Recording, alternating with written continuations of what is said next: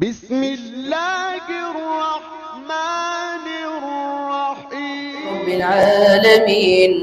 الرحمن الرحيم مالك يوم الدين إياك نعبد وإياك نستعين اهدنا الصراط المستقيم صراط الذين أنعمت عليهم غير المغضوب عليهم ولا الضالين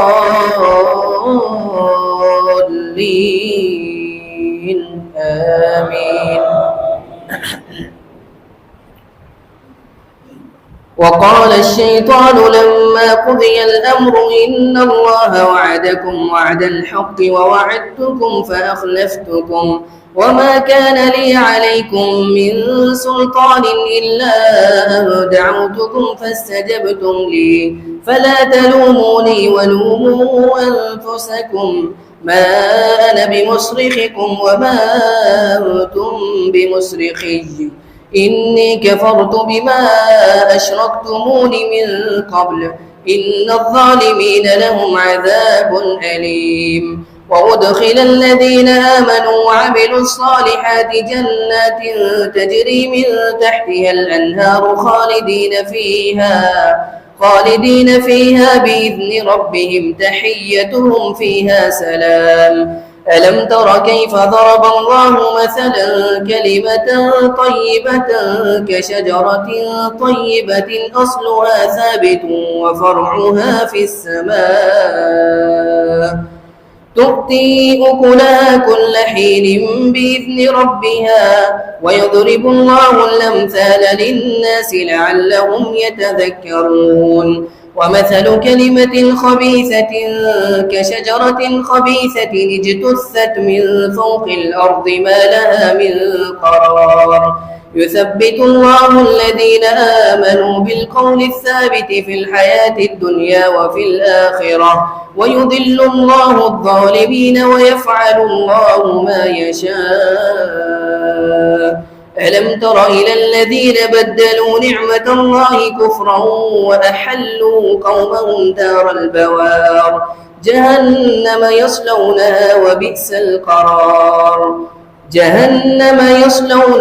فبئس القرار. وجعلوا لله أندادا ليضلوا عن سبيله قل تمتعوا فإن مصيركم إلى النار. قل لعبادي الذين آمنوا يقيموا الصلاة وينفقوا مما رزقناهم سرا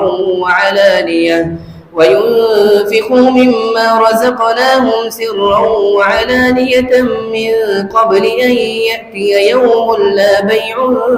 فيه ولا خلال. الله الذي خلق السماوات والأرض وأنزل من السماء ماء فأخرج به من الثمرات رزقا لكم وسخر لكم الفلك لتجري في البحر بأمره وسخر لكم الأنهار وسخر لكم الشمس والقمر دائبين وسخر لكم الليل والنهار وآتاكم من كل ما سألتموه وإن تعدوا نعمة الله لا تحصوها إن الإنسان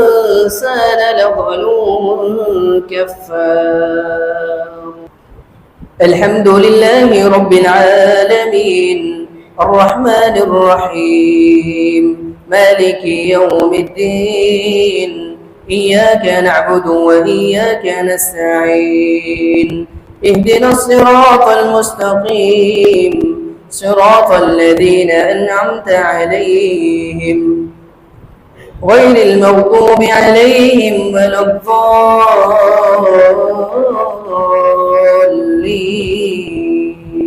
آمين.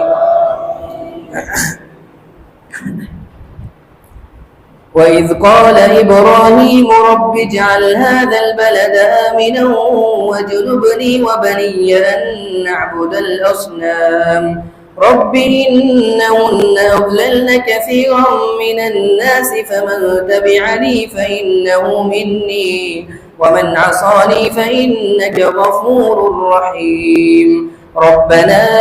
إني أسكنت من ذريتي بواد غير ذي زرع عند بيتك المحرم ربنا ليقيموا الصلاة فاجعل أفئدة من الناس تهوي إليهم وارزقهم من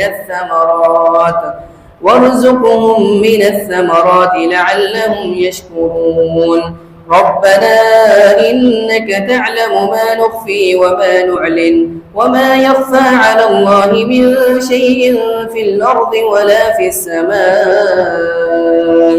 الحمد لله الذي وهبني على الكبر إسماعيل وإسحاق إن ربي لسميع الدعاء رب اجعلني مقيم الصلاة ومن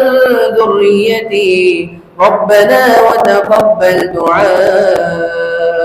ربنا اغفر لي ولوالدي وللمؤمنين يوم يقوم الحساب ولا تحسبن الله غافلا عما يعمل الظالمون إنما يؤخرهم ليوم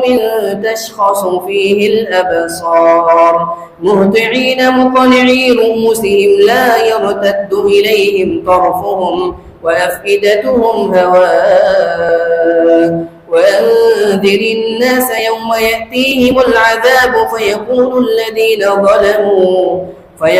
الذين ظلموا ربنا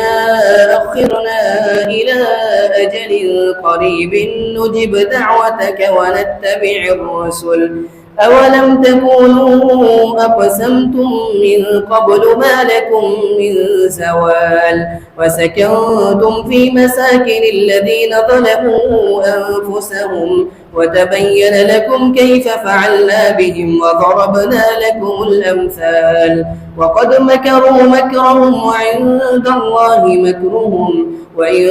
كان مكرهم لتزول منه الجبال فلا تحسبن الله مخلف وعده رسله إن الله عزيز ذو انتقام يوم تبدل الأرض غير الأرض والسماوات وبرزوا لله الواحد القهار وترى المجرمين يومئذ مقرنين في الأصفاد سرابيلهم من قطران وتغشى وجوههم النار ليجزي الله كل نفس ما كسبت إن الله سريع الحساب هذا بلاغ للناس ولينذروا به وليعلموا أنما هو إله واحد وليذكر أولو الألباب.